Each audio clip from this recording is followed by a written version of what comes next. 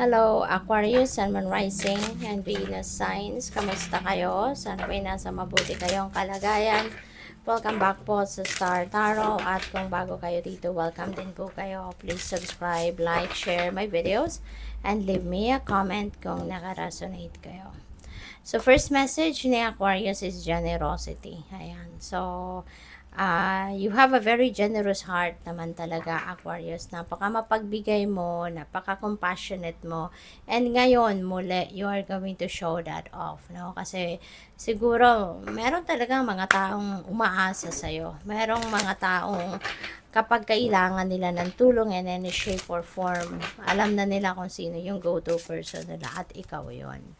Kaya muli, no, magpapakita ka ng inyong kabutihang loob, no, to these people. Yan. Kabutihang loob, mercy, compassion. Let compassion fill your world. Offer kindness to all living things, and what you give, you also receive. You know, pretty much, no? Na kung anong binibigay mo, yan ay babalik din sa'yo in any shape or form. Kaya, hindi kayo tumitigil tumulong. Hindi kayo nagdadalawang isip tumulong sa iba, no? Talagang you are filled with compassion sa puso ninyo. Kaya marami kayong kindness, no, sa puso na sinishare ninyo or pinapakita ninyo sa ibang tao. And kapag kaganyan, diba, mas binibless kayo ng universe ng mas marami pang blessings para marami din kayong ma-share. So, you also have healing the past. I step into my future with strength and clarity. So, this is really a beautiful move na pinipili ninyong maghilom na ang inyong puso from your nakaraan. Maaaring may pinagdaanan kayong masakit, no, nakaranasan sa inyong nakaraan, at yan ay maghihilom na. Pipiliin nyo nang mag-heal kayo, mag-progress kayo, no, mag-move on kayo, so which is really good. So, by the way, maraming salamat for subscribing to my channel. And if you haven't subscribed yet, subscribe na po kayo. And there is also a join button sa baba ng video. Kung gusto nyo pong mag-join, no, mag-member sa channel, yun lang po ang i-click ninyo. Napakaganda. Meron tayong Wheel of Fortune, Magician. Swerte ninyo sa ngayon, ano? Mababalot kayo ng swerte. Kasi si Three of Wands, this is also good fortune. Tapos si Wheel of Fortune, of course, you know, this is fortune and good luck on your side. So, napakaswerte ninyo sa ngayon. Maaari din na meron kayong mga gagawin. May mga plano kayo, no? Ideas that you're going to roll out sa ngayon, no? Kaya, siswertehin kayo. Kung ano man yan, mga gagawin ninyo sa ngayon, you can expect a positive result, no? Out of that. Kaya good luck po sa inyo.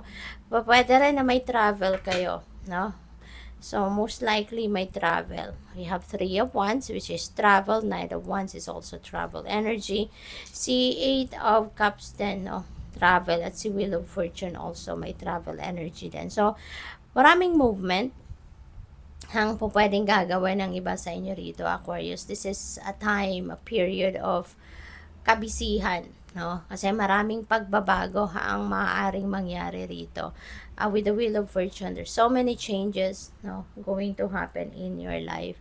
So, yun, baka kayo ay may pupuntahan. That could be international travel. Maaaring ang iba sa inyo naghihintay na kayo ngayon ng biyahe ninyo, ng trip ninyo, or baka naghihintay na kayo ng mga travel documents ninyo or go signal, no, from kung kanino man na yun, naghihintay na lang kayo na para kayo ay umalis na. So, we also have Wheel of Fortune, which is really, really beautiful kasi good luck and good fortune are on your side sa ngayon. So, iikot na ang gulong ng buhay, kumbaga, gulong ng palad, and it's going to be, you're going to be on top, no? Kung dati nasa baba kayo, ngayon iikot yan at mapupunta na kayo sa taas, and that is going to bring forth a lot of changes, no, which is positive changes in your life. Maraming galawan, pagbabago ang mangyayari rito, at maraming movement, no?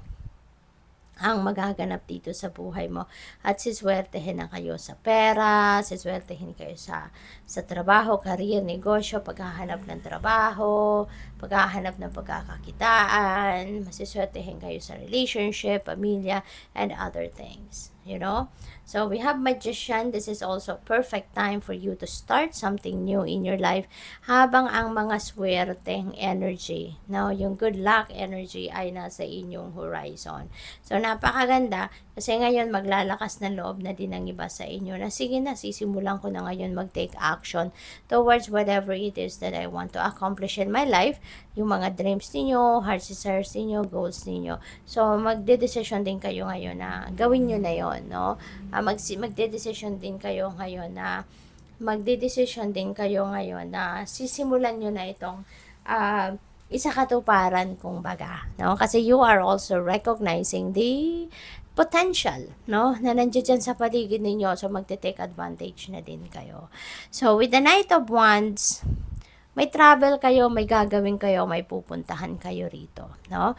Kaya ano din kayo rito, maaaring related yan sa opportunity since we also have the Seven of Cups. This is multiple opportunity. So, maaaring meron kayong pupuntahan, no? At maaaring isa yan sa mga opportunity na napili ninyo, kung ano man yan, maaaring yan na ang pupuntahan ninyo, you know? At si Eight of Cups, this is also travel. Meron kayong pupuntahan din dito. You're going to explore new places. You're going to explore a new job, diba? New career, new business. No, depende sa inyong sitwasyon. Pero kung saan kayo papunta, sigurado kayo. No, sigurado kayo sa sarili ninyo na dito ako magtatagumpay.